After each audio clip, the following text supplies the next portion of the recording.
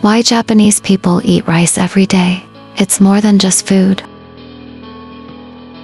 Why do Japanese people eat rice almost every single day? To many people around the world, this can seem confusing.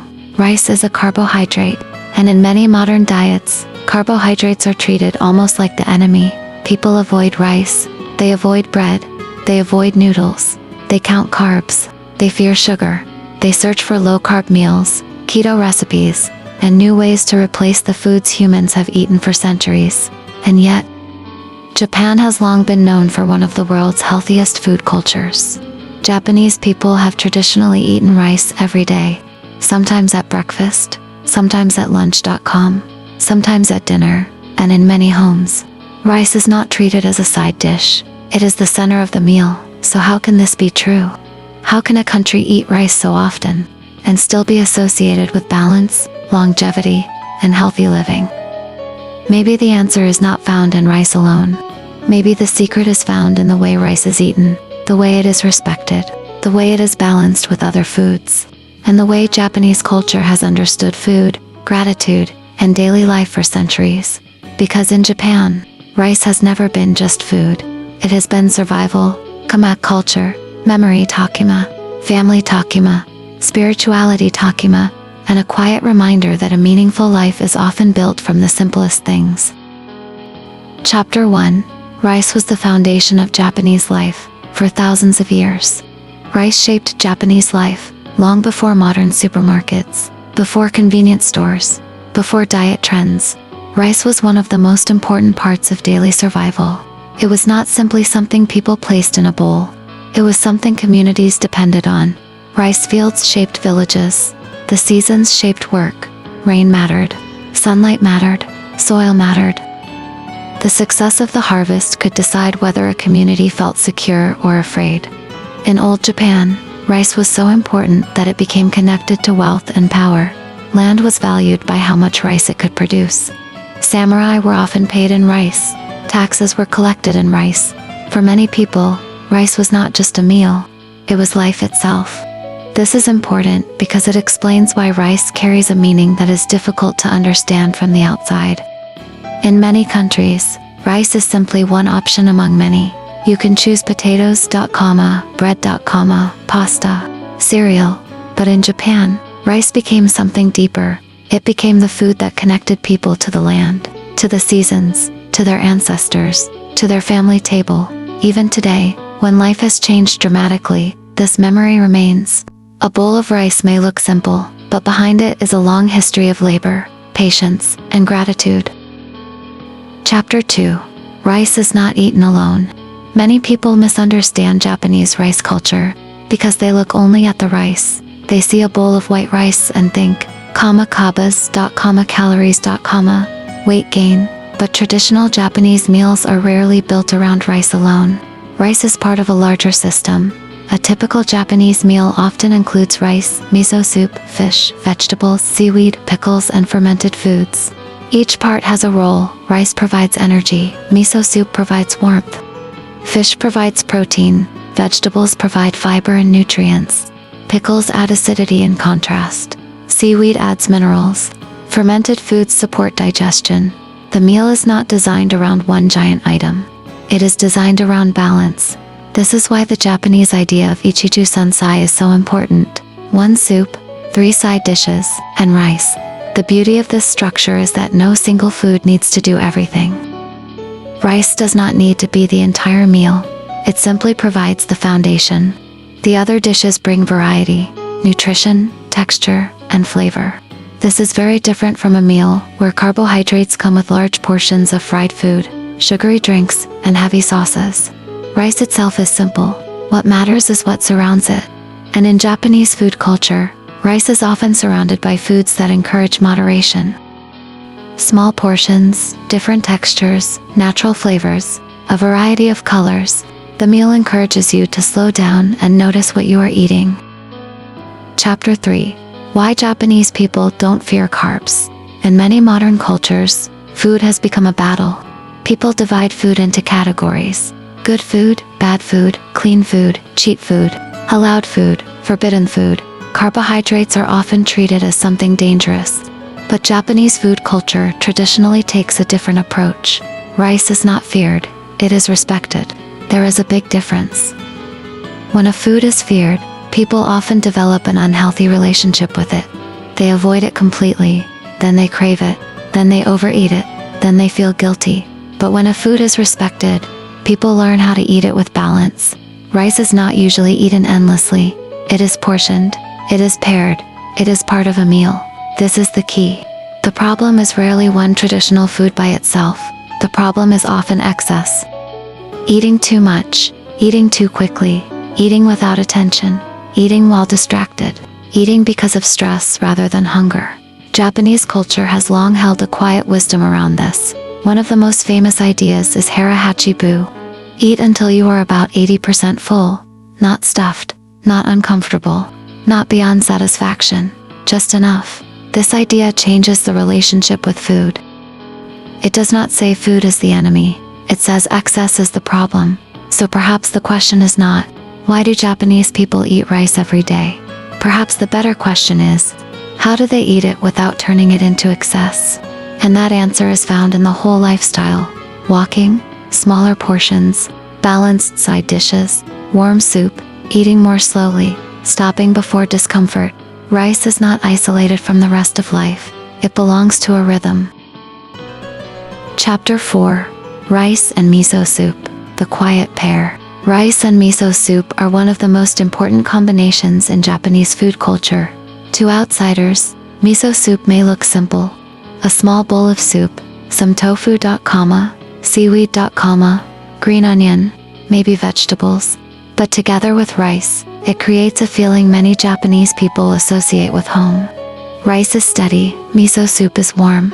Rice fills the stomach, miso soup softens the meal.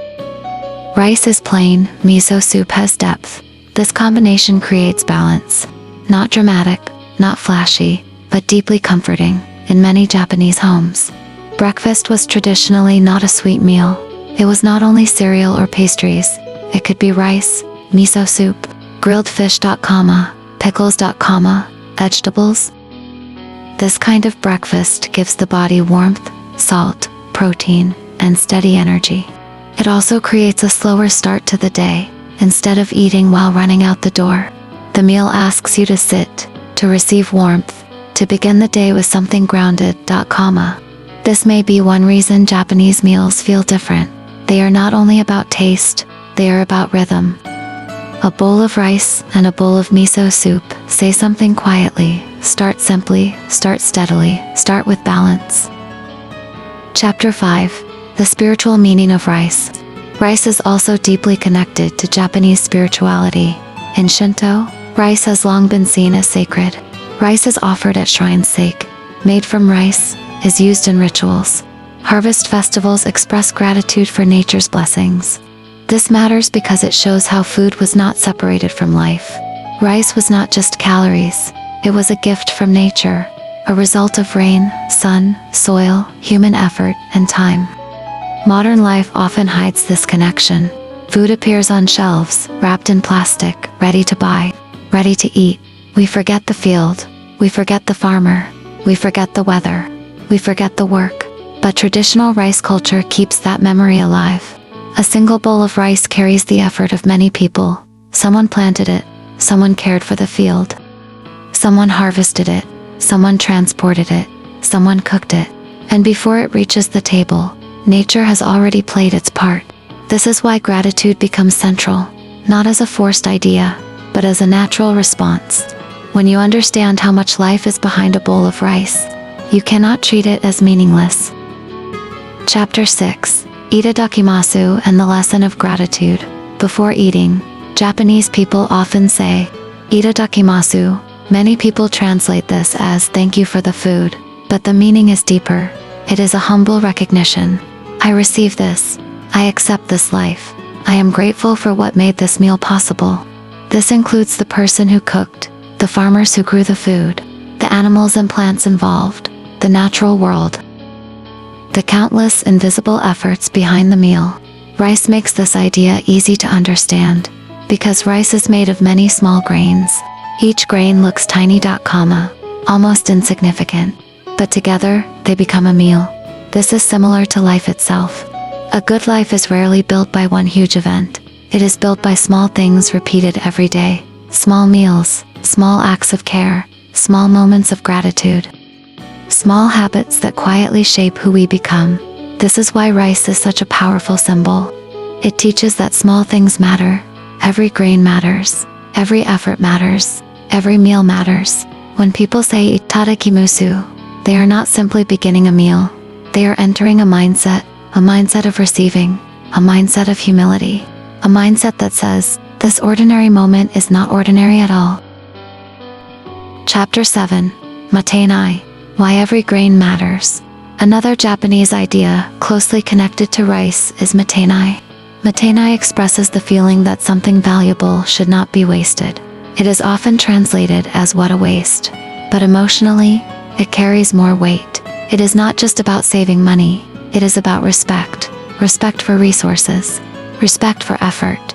Respect for nature. Respect for life. Rice is one of the clearest examples. Many Japanese children are taught not to leave rice in the bowl. Not because parents want to be strict, but because every grain represents work. Every grain represents nature. Every grain represents someone's time. This teaches a way of seeing the world. When you respect rice, you begin to respect food. When you respect food, you begin to respect labor. When you respect labor, you begin to respect life. This is very different from a culture of endless consumption. In modern society, we often throw things away without thinking. Food, clothes, time, relationships, attention. Matenai reminds us to pause, to notice value before it disappears. And rice is one of the simplest teachers of that lesson. Chapter 8. Rice, family, and memory. For many Japanese people, rice is also emotional. It is connected to home.com, childhood.com, family dinners, lunchboxes, schoolmeals.com, mothers preparing breakfast, the smell of freshly cooked rice in the kitchen. These memories matter. Food is never only physical, it is emotional. A bowl of rice can remind someone of where they came from. A simple meal can carry years of family history. This is why traditional foods often survive even when modern life changes. People do not keep eating them only because they are healthy. They keep eating them because they mean something. Rice is part of memory, part of identity, part of belonging. A person may move to another country, live a completely different life, speak another language, eat many different foods, but the smell of rice can still bring them back home. That emotional connection is powerful, and it is one reason rice remains at the center of Japanese meals. It is not only food for the body, it is food for memory. Chapter 9. Why simplicity is powerful. Rice is plain, and that is exactly its strength. Modern food culture often chases intensity. More flavor, more sugar, more salt, more sauce, more stimulation. Food becomes louder and louder, but rice is quiet. It does not demand attention. It supports everything around it. It allows other flavors to appear. The saltiness of miso soup, the richness of grilled fish, the sourness of pickles, the bitterness of green tea, the freshness of vegetables. Rice creates harmony because it does not overpower. This reflects a larger Japanese aesthetic. Beauty is not always found in excess. Sometimes it is found in restraint, in balance, in empty space, in simplicity. Rice is a simple food, but it teaches a difficult lesson. Not everything valuable needs to be loud. Not everything meaningful needs to be complicated. Sometimes the most important things are the quietest. A bowl of rice on the table, a warm meal, a family gathered together, a moment of gratitude. These things may not look impressive, but they form the foundation of life. Chapter 10. The problem is not rice. It is modern eating. When people ask whether rice is healthy or unhealthy, the answer is not simple. Because no food exists alone. Rice eaten slowly with miso soup, vegetables, fish, and pickles is very different from rice eaten in huge portions with fried food, sugary drinks, and constant snacking. The same food can exist in different lifestyles.